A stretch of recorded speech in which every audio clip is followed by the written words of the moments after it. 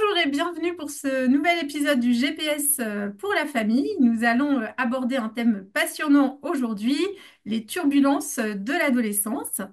Pour cela, j'accueille Marie Liberge et Valentine Josion. Elles sont conseillères conjugales et familiales dans le cabinet Regard Croisé à Clermont-Ferrand. Elles sont également conseillères, elles sont également éducatrices à la vie affective, relationnelle et sexuelle. Et Valentine est aumônier d'hôpital. Marie, pour sa part, intervient en point écoute dans des établissements scolaires. Voilà, avec leur expertise, on va pouvoir aborder ce thème qui nous tient très à cœur en tant que parents, les turbulences de l'adolescence. C'est à vous.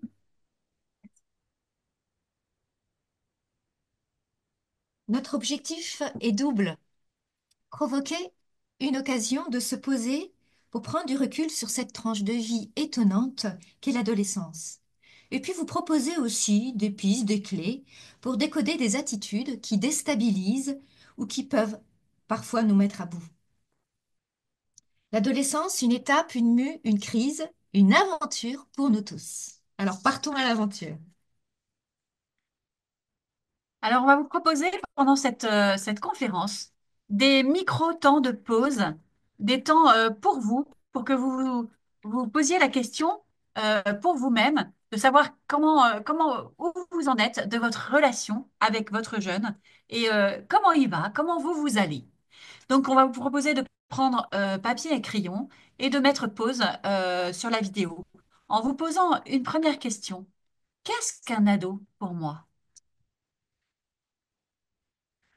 Qu'est-ce qui vous insupporte le plus, vous dérange le plus chez votre ado ou chez vos ados? Au contraire, qu'est-ce que vous aimez dans votre relation avec votre adolescent? Parce qu'il y a sûrement plein de choses que vous aimez. Et comment vous vivez l'adolescence de votre enfant? Qu'est-ce qu'elle a comme répercussion pour vous? Maintenant que vous vous êtes posé ces questions, je vous propose de relever le défi. Car c'est un défi pour nous, parents, parce que l'ado nous déroute, il nous déstabilise. Son monde à lui peut nous paraître à des années-lumière d'une autre. Il peut se sentir tout puissant, il peut se sentir dans une inconscience totale, quand nous, on cherche à, au contraire, relativiser et prendre toutes les sécurités possibles. Or, du coup, notre attitude peut être soit celle de complètement juger et d'être dans l'incompréhension, ou au contraire, de se raidir, de baisser les bras. Parce que c'est un vrai défi que d'avoir constamment à nous adapter entre un surinvestissement vis-à-vis de notre enfant, ou au contraire un retrait. Et à nous de nous investir avec justesse et équilibre. Et le balancier n'est pas toujours simple à trouver, on va le voir. Car ils sont sans nuance, ils sont pleins d'intensité, ils sont joyeux ou horriblement tristes. Et c'est ça qui peut être compliqué. Ils ont tendance à être entiers dans leur jugement. Ce type-là, il est top, il est incroyable. Et celui-là, c'est un pauvre gars, on peut rien en tirer. Euh, voilà, les jugements sont parfois un peu à l'emporte-pièce. À nous de les aider à trouver des nuances, à nous à affiner un tout petit peu leur façon de voir les choses. Parfois, notre jeune va rentrer de l'école avec un sourire jusque-là, tout heureux, et quelques minutes plus tard, pour quelque chose qu'on ignore, il va claquer la porte, s'énerver et rentrer dans sa grotte. Ça peut être très déstabilisant pour nous. Et voilà, à travers l'image qui est là, je voulais simplement vous montrer à quel point ils oscillaient entre grande joie et immense frustration, entre contrariété forte et fou rire en cascade. Donc pour les jeunes, c'est pas toujours facile de se situer, puisque effectivement, d'un moment à l'autre, ils peuvent tout à fait passer d'une émotion à l'autre, gens qui pleurent et gens qui rient dans la même minute. Et donc, pour nous, pour accompagner notre jeune, c'est pas toujours très simple, parce que à des moments, il vaut mieux ne pas s'en approcher, et d'autres, au contraire, vraiment être là. En tout cas, lui montrer qu'on est là. C'est ça qui est important. Et l'ado va parfois déployer une énergie impressionnante, voire débordante, pour nous titiller, nous provoquer, chercher à nous mettre hors de nous. Et il y arrive parfois, parce qu'il nous connaît, il connaît nos forces, il connaît nos limites, nos faiblesses, et il a besoin de se confronter à notre relation, à nous d'avoir une réaction d'adulte, parce qu'il veut nous voir agir en tant qu'adulte. Et il nous attend là où il sait qu'il va nous trouver. En revanche, voilà, à nous de poser cette réaction de façon à ce que pour lui, ce soit constructif. Je vous propose de prendre un instant de réflexion, une pause, pour évoquer en vous-même un souvenir récent d'un moment où votre ado vous a tanné, vous a vraiment titillé pour essayer d'obtenir de vous quelque chose. Et il est revenu à la charge régulièrement pour savoir si vous alliez tenir ou si vous alliez lâcher. Et je vous propose, voilà, simplement un moment pour vous souvenir de cela. Car l'adolescent nous renvoie à nos limites, à nos imperfections, nos incohérences, nos faiblesses, qui n'est pas toujours facile à vivre, ni confortable à accueillir. Car être parent, c'est accepter de vivre parfois de petites humiliations et d'accepter aussi que notre enfant ne soit pas tout à fait à l'image de ce dont on rêvait de lui. Alors oui, mais comment? Hmm. Comment assumer notre place de parent? C'est une lourde responsabilité qui vous dépasse. Vous avez beau être les premiers éducateurs de vos enfants, vous avez une place unique et votre légitimité est évidente. Mais cela peut quand même donner le vertige. N'oublions pas que vous ne maîtriserez jamais tout. Vous aurez à vous confronter à vos propres limites et à celles de vos adolescents. Gardons bien en tête que vous êtes les plus grands aventuriers des temps modernes. Alors, comme deuxième point, s'efforcer de prendre du recul pour assumer cette place de parent, pour pouvoir s'efforcer de ne pas prendre de plein fouet tout ce que notre ado nous dit ou tout ce que l'on entendra à son égard. Parfois, il est important de se donner une profonde respiration pour ne pas répliquer trop vite sous le coup de l'exaspération. On peut imaginer un airbag qui se déploie entre nous et notre cher adolescent pour garder la maîtrise de la situation et surtout la maîtrise de nous-mêmes. N'oublions pas que notre cerveau reptilien reprend les commandes dès que le ton monte. Ce cerveau primitif qu'on peut appeler Brutus est là pour réagir face au danger. En moyenne, on nous dit qu'il faut 23 minutes de pause au minimum pour que le cerveau rationnel, le néocortex, reprenne les commandes après une grosse dispute. D'où l'importance de prendre du recul.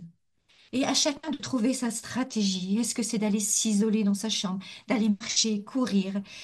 En fait, toute stratégie sera bonne à partir du moment où on peut vraiment comment on pourrait dire, se rentrer en soi-même pour pouvoir identifier en fait ce que notre ado est en train de vivre et surtout ce qu'il nous fait vivre à l'intérieur et en quoi ça nous bouscule. En fait, nous jouons souvent le rôle de fusible. L'intensité de ce qu'il peut vivre est telle que cela peut nous faire disjoncter. Son stress, son agressivité peuvent nous envahir. Alors que vit mon moment? Que vit, décidément, que vit mon enfant dans ces moments-là? Hein. Et comment je peux l'aider à gérer ses déceptions, ses frustrations? C'est pas simple. En fait, sur le troisième point, ado-adulte, est-ce qu'il y a une différence? Et là, voilà, sur l'écran s'affiche en fait ce schéma qui nous permet aussi de réaliser que en tant qu'adolescent, c'est pas facile pour eux d'arriver à gérer toutes les dimensions de leur personne. Alors on voit qu'il y a le cerveau, qu'il y a le cœur, le corps, et on peut dire aussi la conscience. Le cerveau pour réfléchir, le cœur pour ressentir, le corps pour aller à la rencontre de l'autre. Mais tout ça est très déséquilibré au moment de l'adolescence. C'est pour ça qu'il y a besoin de temps et chacun aura sa temporalité. On voit qu'au niveau féminin, bien souvent, même sans faire de généralité, mais quand même, on le voit, ces jeunes filles qui ont le cœur qui bat, là, il y a une telle intensité d'émotion. Et chez le garçon, eh bien, ça va s'exprimer plus par le corps, d'une autre façon. En tout cas, l'idée de tout ça dans ce schéma, c'est de voir que notre adolescent est appelé à arriver à une maturation pour pouvoir un jour devenir adulte, vers 25 ans, le cerveau est plus mature. Et donc c'est là, quand ça s'aligne, ouah, que les choses sont quand même plus posées. Et donc c'est ce que, voilà, nous vous invitons à vivre avec vos adolescents et qu'ils puissent respirer et gagner en stabilité. En fait, les hormones bouillonnent. Et franchement, tant qu'elles bouillonnent, il faut avoir beaucoup de patience.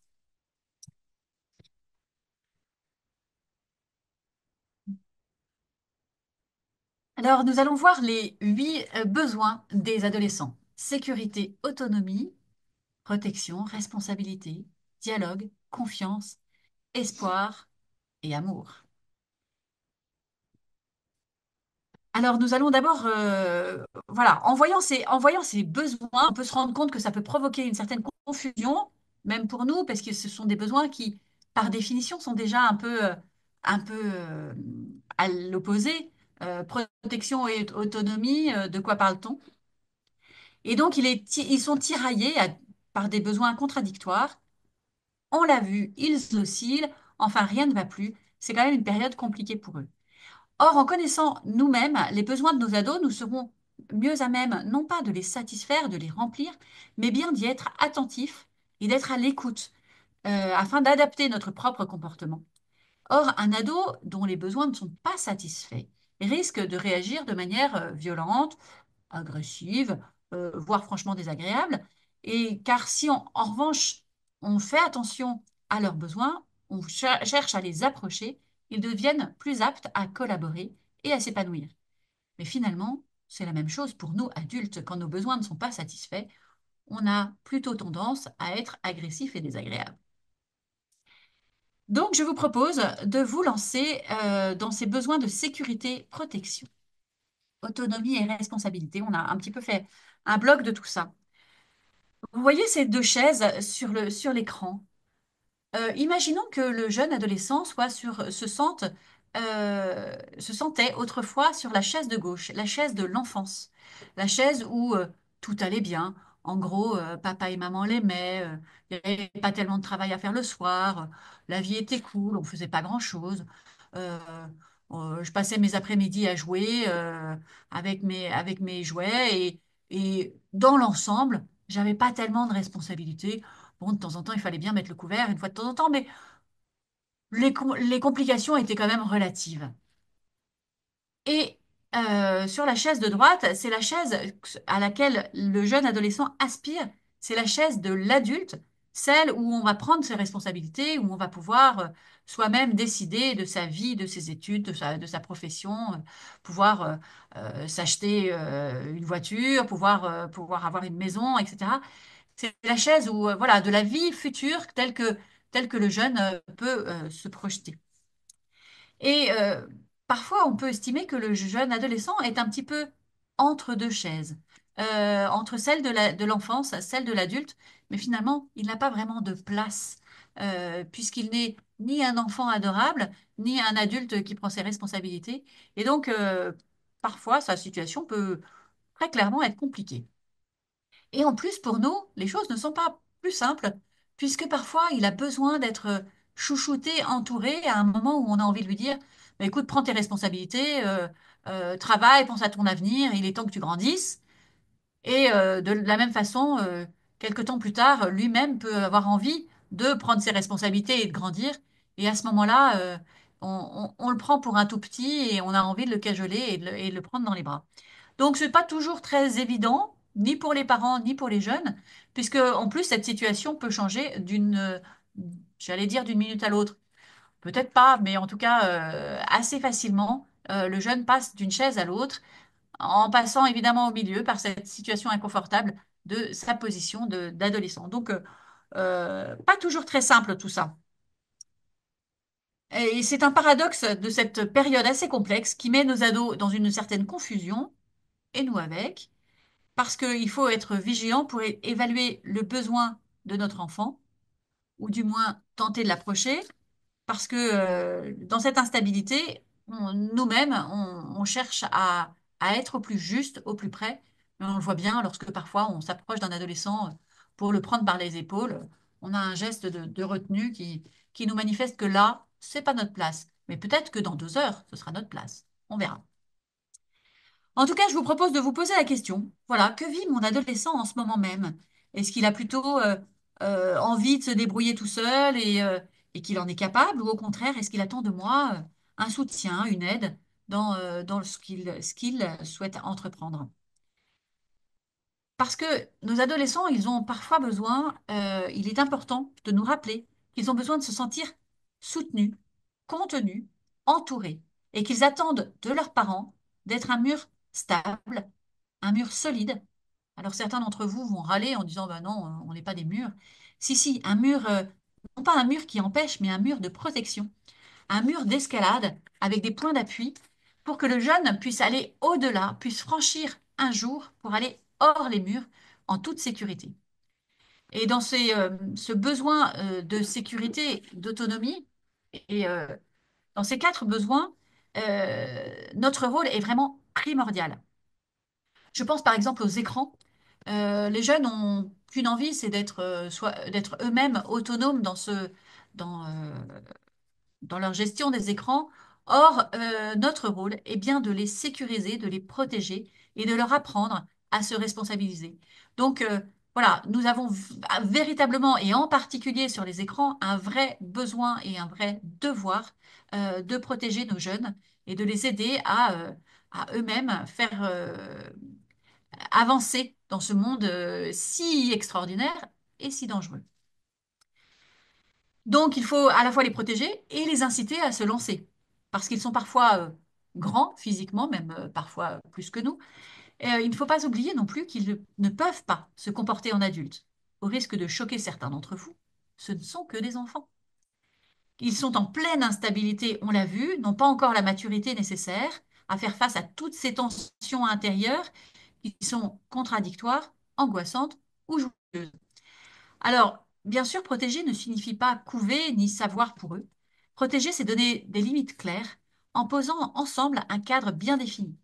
Lorsque nous intervenons auprès de jeunes et qu'on leur apprend que le rôle primordial de leurs parents, c'est de les protéger, vous n'imaginez pas combien ça les rassure.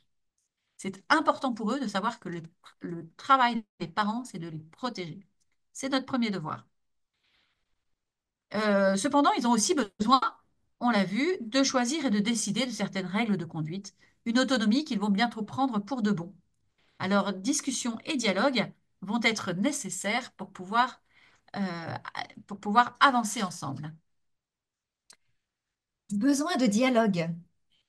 En fait, préserver notre relation relève de notre responsabilité. Nous sommes garants de la relation.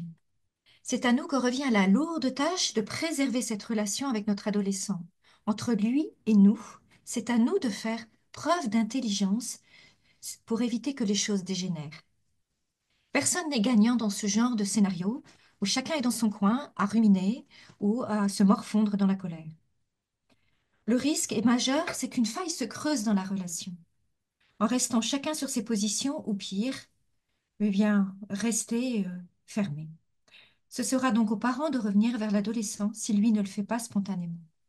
Vaut mieux un bon conflit que de faire l'autruche finalement. Alors, il y a 3 pièges redoutables. Ne nous arrêtons pas à l'apparence. L'apparence, oui. Prenons le temps de décrypter ce qui se cache derrière l'attitude de notre adolescent. Il est prêt à rentrer dans la provocation pour se faire entendre. Ça, c'est la première, la premier des pièges. Le deuxième, c'est la comparaison. Il faut se méfier de la comparaison, parce que ça peut être très sournois, avec les frères et sœurs ou les enfants des autres, de se sentir comparé, de se sentir moins aimé. En fait, cela peut s'aimer dans le cœur de la jalousie, de l'amertume. Ça peut aussi semer. Il y avait un mot là qui était intéressant, euh, de l'amertume et puis de la jalousie, bien sûr. Waouh, un vrai poison. La comparaison est un poison et voilà. Et dans une fratrie, combien ça fait du mal. D'une manière générale, en fait, le regard des autres est vraiment très difficile à vivre au moment de l'adolescence. En fait, les jeunes sont prêts à rallier un groupe qui ne leur convient pas, alors même que ce ne sont pas leurs valeurs. Mais en fait, il y a une peur très forte en eux, cette peur de se retrouver seuls. Et il n'y a rien de pire pour eux comme scénario que de se sentir tout seul, éloigné de ses congénères. Je le vois beaucoup lors de mes permanences d'écoute. Beaucoup de souffrance à ce sujet. Le troisième piège, c'est d'éviter en fait l'humour et encore plus l'ironie. En fait, ils ont une sensibilité exacerbée et on marche souvent sur des œufs. Alors il faut à la fois respecter leur jardin secret, bien sûr, et puis tout en montrant qu'on s'intéresse à eux, mais pas trop, parce qu'on pourrait faire intrusion. Alors on tend des perches. Quand le moral baisse, on ose davantage. En fait, il y a des attitudes à développer pour favoriser le dialogue. La première attitude, c'est la bienveillance. C'est la première qualité requise pour prendre soin de nos liens. Évitons à tout prix de critiquer. Disons du bien de l'autre ou alors fermons nos bouches. Socrate avait déjà à cœur de le dire et de le partager à ses disciples et de passer notre parole à travers trois tamis. Les trois tamis, le premier, c'est est-ce vrai ce que tu me dis? Est-ce que tu as vérifié tes sources? Le deuxième tamis, ça sera est-ce que c'est utile? Est-ce que c'est utile vraiment? Et puis le troisième tamis, est-ce que c'est bon? Est-ce que ce que tu dis là, ce que tu partages, ça sera bon pour la personne? Est-ce que ça lui fera du bien? Et donc, en fait, ces trois tamis que vous pourrez creuser davantage, parce qu'il y a une belle fable là-dessus, eh bien, c'est à pratiquer sans modération. Parce que en famille, autour de la table, ou avec les camarades, bah, on peut se faire vraiment beaucoup de mal. Alors, les attitudes qui seraient intéressantes, c'est aussi la délicatesse. Plus nous serons délicats avec nos ados, et bien plus ils se laisseront rejoindre et pourront même peut-être baisser un peu la garde et nous faire davantage confiance. Développer la patience, ne pas tirer trop vite sur l'herbe qui pousse, au risque de l'arracher. Et puis, souplesse aussi lorsque votre ado pourra devenir adolescent, oui, il est en train de le devenir, mais il pourra devenir insolent avec vous. Waouh, l'insolence, le manque de respect. Je ne sais pas comment vous réagissez, vous. Waouh, mais ça demande une grande respiration pour éviter de ne pas se braquer et de ne pas fermer trop vite le dialogue. Prenons le temps, quoi, d'une distance et de décrypter ce qu'ils vivent, parce que l'insolence, en fait, c'est souvent le seul moyen pour eux de pouvoir exprimer ce qu'ils vivent. Ils n'ont pas une pensée claire, ils n'ont pas une pensée précise. On ne peut pas attendre d'eux un discours stable. Non, ils sont dans la confusion, donc c'est à nous de les aider. Donc si nous, tout de suite, nous fermons le dialogue et nous leur crions dessus en disant, mais tu manques de respect, ça va pas, waouh, je vais leur dire, ouais, écoute, ce que je te propose, c'est qu'on en reparle un peu plus tard. Voilà. En fait, il y a plein de stratégies, mais il faut juste être disponible nous-mêmes, hein. Et puis souplesse dans notre planning aussi, parce que c'est pas facile de garder les yeux grands ouverts lorsque notre ado vient en fin de soirée nous demander quelque chose d'important alors qu'on n'a qu'une envie, c'est d'aller enfin se coucher.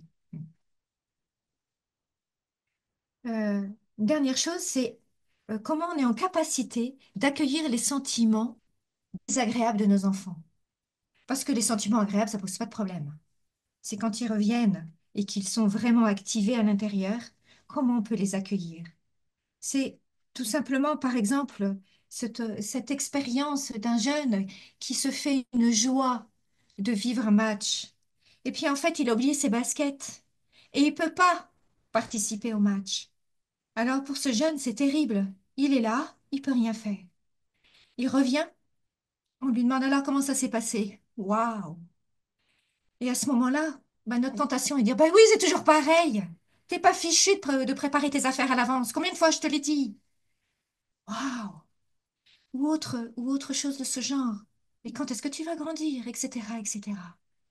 Mais à ce moment-là, on a envie de faire une petite pique là, parce que nous, on en a marre, on a envie qu'ils grandissent.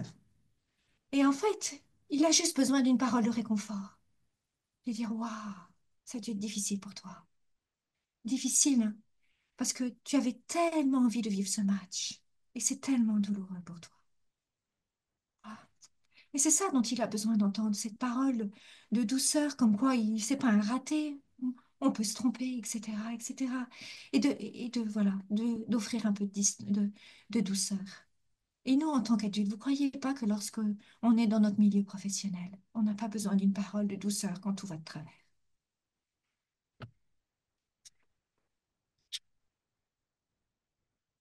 En fait, je vois que c'est à toi. Et de- Ah oui, du point écoute, peut-être. comme tu- Oui. En fait, moi, je le vois avec les élèves qui viennent déposer petits ou gros soucis. Euh, eh bien, pour beaucoup, ils ont du mal à se confier à leurs parents. Et donc, j'essaye de leur demander, voilà, est-ce que ça serait possible pour toi d'en parler à tes parents, ce que tu viens de me confier, ou est-ce que tu veux le garder pour toi? Et en fait, beaucoup n'osent pas. Et vous savez pourquoi ils n'osent pas? C'est parce qu'ils ont peur. Ils ont peur de se sentir jugés. Ils ont peur de ne pas être à la hauteur. Ils ont peur de pas, de pas, de pas être finalement l'enfant dont ils rêveraient. Et en fait, tout ça, ce sont des freins et, qui sont terribles parce que c'est ça qui bloque. Donc, n'hésitez pas à aller à la rencontre de vos enfants, à tendre des perches en disant comment tu vas, qu'est-ce qui se passe, tu pourras tout me dire. Alors, parfois, il y a des familles, effectivement, où c'est difficile, difficile, mais, mais voilà, ce besoin de dialogue, il est tellement, tellement important. Oui, on a pris du temps sur le dialogue parce que si le dialogue est maintenu, ben, c'est la relation qui est préservée. Et donc, c'est vraiment important voilà, de se rappeler que finalement, le besoin de dialogue, il est particulièrement précieux pour nos jeunes. Mais ils ont aussi besoin de confiance.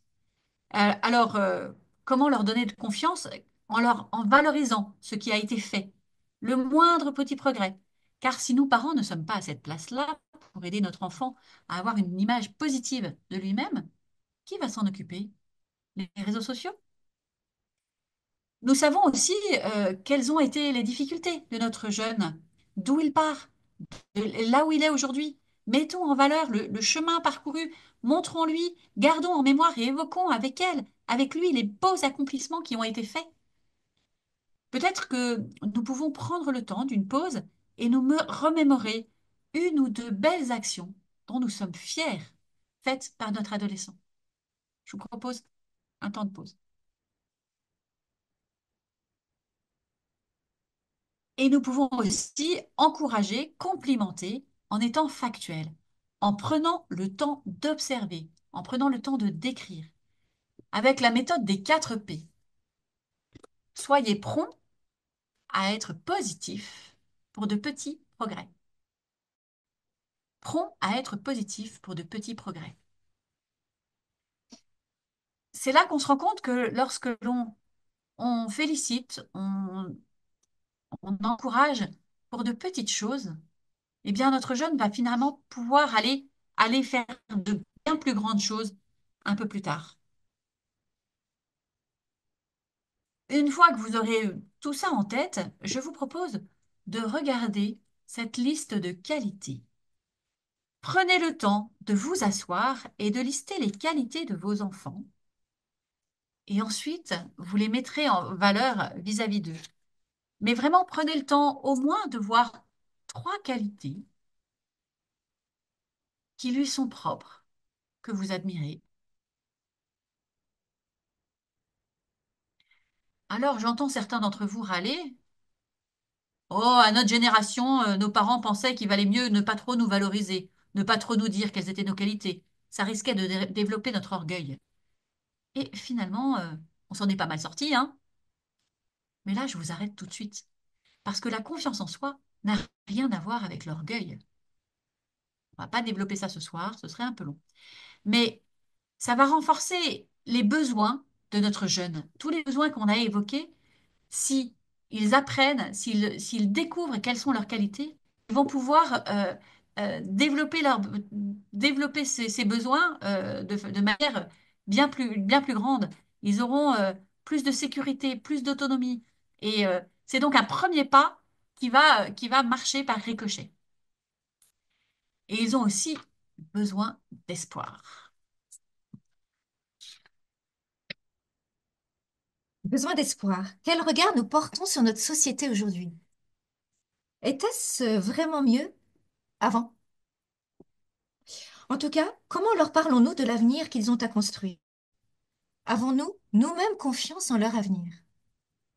Soyons des porteurs d'espérance. En fait, notre espérance en eux peut soulever des montagnes, pas simples à vivre lorsqu'ils enfreignent des règles, mais gardons confiance. La vie est une expérience et on apprend de nos expériences. Et ça, c'est la bonne nouvelle. Et c'est ça qui est à valoriser aussi. Prenons garde à nous laisser happer par les mauvaises nouvelles. Il y a vraiment un discernement face à une information, ou plusieurs, qui pourrait nous déprimer plus qu'il ne faut. N'oublions pas que le bien ne fait pas de bruit. Nous pouvons aussi développer une attitude de gratitude. Et si nous arrêtions de râler, on pourrait repérer dans notre journée des choses qui nous font du bien. De voir cet arbre en fleurs, de voir cette dame qui me laisse passer à la caisse parce que je suis pressée, ce repas délicieux préparé avec amour, cette poubelle qui fuit et qui a été sortie comme par magie sans avoir à besoin de demander de l'aide. Et dont nos jeunes à se réjouir de ces petites choses-là qui nous facilitent la vie. On trouve les choses normales, mais prenons-les comme étant déjà exceptionnelles. Les recherches montrent que les bienfaits de la gratitude contribuent au bonheur et à la bonne santé morale et physique. Alors, le dernier besoin, et pas le dernier, bien sûr, besoin d'amour, besoin d'affection. Parce qu'on l'a vu derrière leur carapace, ils ont un cœur tendre. Et s'ils ne trouvent pas assez d'amour à la maison, ils risquent d'aller en chercher ailleurs. C'est comme pour la confiance en eux. Si nous ne disons pas à nos enfants combien nous les aimons, ils iront chercher de l'affection et de l'amour très vite, loin de nous. Beaucoup de jeunes collégiens se mettent en couple pour exister dans le regard d'un autre. Et toute la question est là. Parfois, en famille, on s'affronte par crainte de manquer d'amour. Et les parents que nous sommes craignent parfois de perdre l'amour de leur enfant. Alors ils achètent la paix en laissant leurs enfants faire ce qu'ils veulent. Et finalement, cette paix se paye parfois très cher. Si un ado vient nous voir pour nous provoquer, il vient nous dire, seras-tu capable de m'aimer jusque-là? Suis-je vraiment suffisamment aimé de toi? Parce que même si j'agis comme ci ou comme ça, est-ce que tu m'aimeras toujours? Je viens te chercher aux confins de ton cœur. Et si sa provocation passe parfois par des choses qui sont inacceptables pour nous, gardons bien en tête qu'il vient nous dire, m'aimeras-tu jusque-là? Je répète, m'aimeras-tu jusque-là? Et c'est bien ça, dans sa provocation, dans sa façon de venir nous voir, qu'il va essayer de chercher. Est-ce que tu vas m'aimer alors que je fais tout ce que tu m'interdis de faire? Est-ce que tu vas m'aimer? À nous de réagir. Marie en parlait avec, en prenant le temps de ne pas réagir tout de suite. Sinon, la réaction elle risque de ne pas être tout à fait adaptée. Alors, je vais vous proposer, probablement que beaucoup d'entre vous le connaissent, mais c'est pas toujours idiot de faire une révision. Vous connaissez sûrement les langages de l'amour de Gary Chapman, hein, qui est conseiller conjugal. Il est américain. Et donc, voilà, simplement vous rappeler que nos jeunes ont besoin de langage d'amour de la même manière que nous. Certains d'entre eux seront particulièrement sensibles au contact physique. Ils auront besoin, voilà, d'être pris dans les bras, d'être embrassés, d'être cajolés. Ils auront besoin régulièrement qu'on leur rappelle voilà, par une main sur une épaule, par beaucoup de gestes, à quel point ils sont importants pour nous.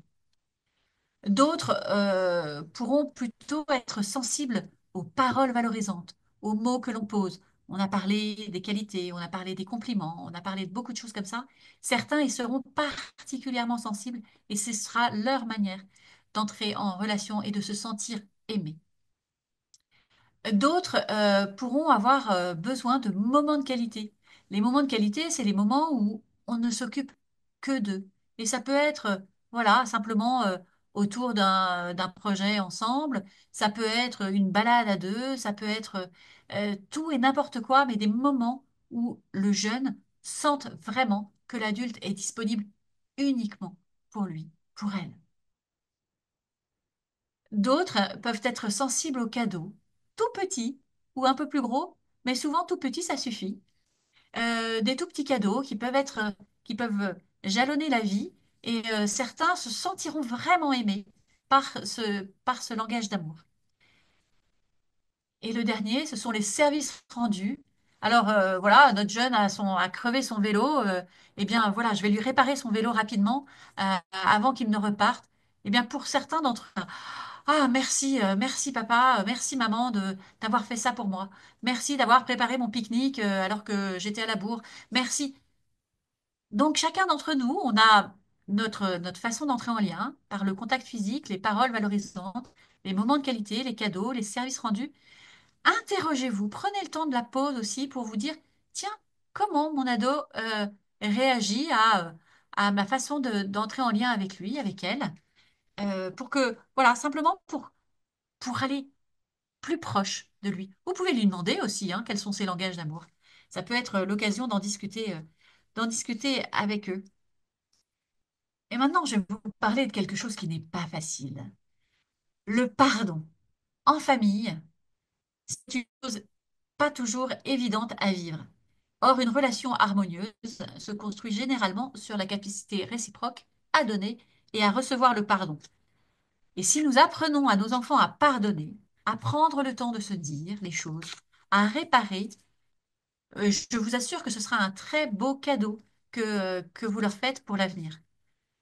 Parce que si nous leur montrons l'exemple, par exemple, lorsque nos paroles dépassent nos pensées, et que nous avons manqué de patience, de discernement, il peut être plus facile à froid d'aller demander pardon, d'aller dire, bah voilà, je suis désolée, je t'ai blessé, et je pense que notre relation mérite d'être réparée, et j'ai été trop loin, j'ai été désagréable.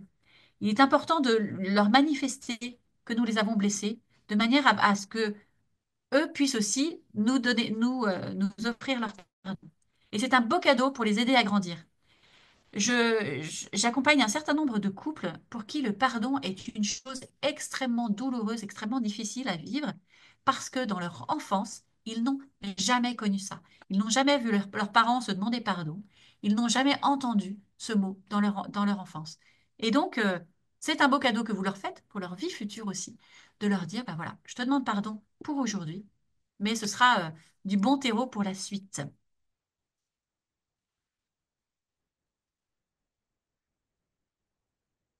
C'est aussi pour nous une étape en tant que parents qui continue de nous faire grandir.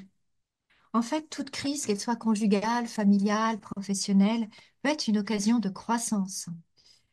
C'est peut-être le moment de remettre des mots sur ce qui a pu être douloureux à vivre et dont on garde des traces. Une rivalité entre deux frères et sœurs qui ne passe pas.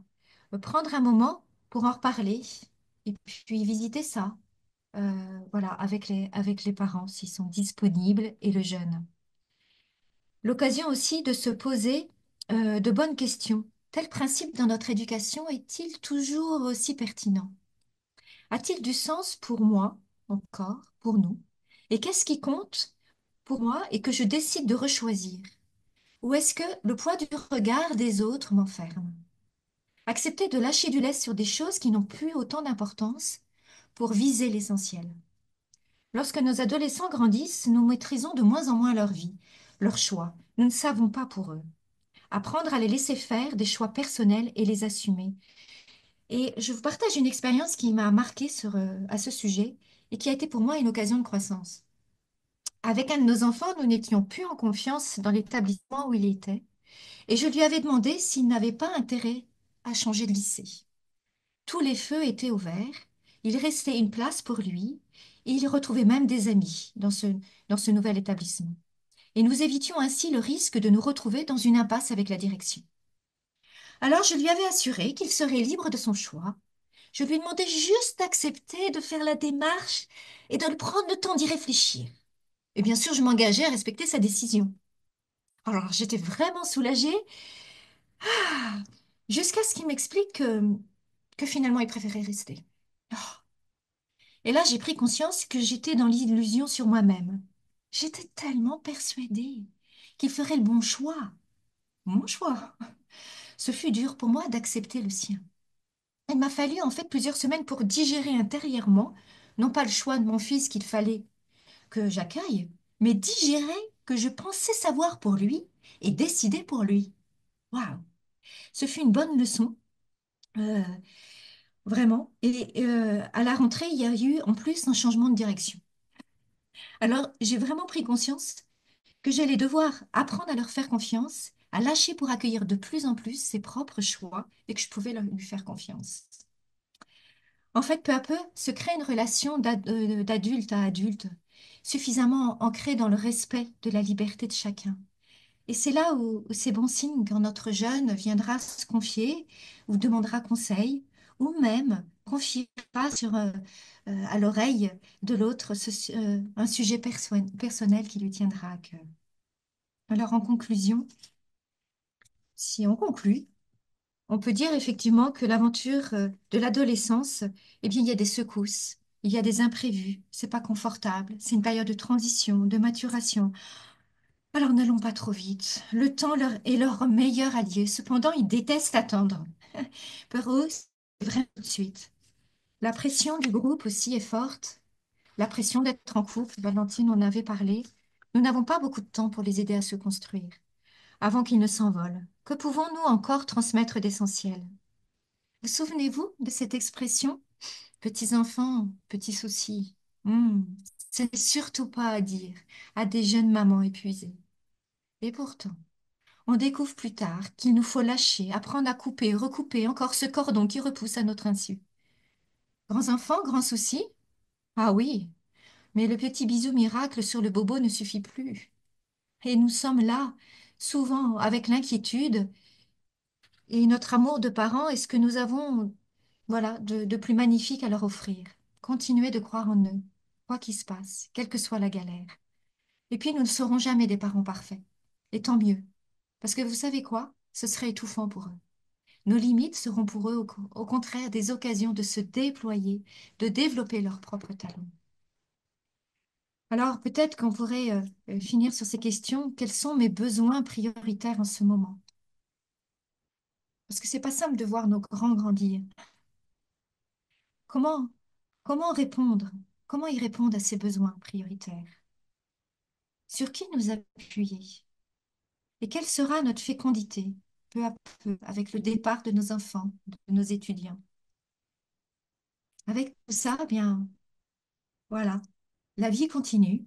Et ce que nous vous souhaitons de meilleur pour vous et vos ados, eh bien, c'est de vivre de belles relations ensemble. Alors on dit à chaque jour suffit sa peine. Moi j'ai envie de dire à chaque jour suffit sa grâce. Pour chaque jour, on aura la force et la grâce de pouvoir accompagner nos chers enfants.